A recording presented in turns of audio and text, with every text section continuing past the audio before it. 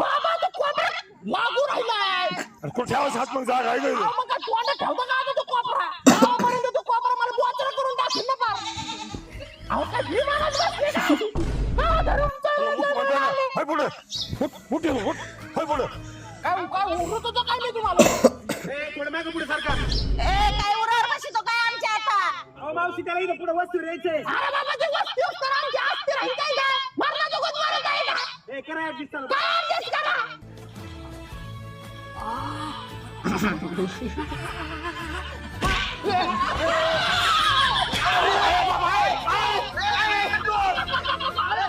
काय झालं काय?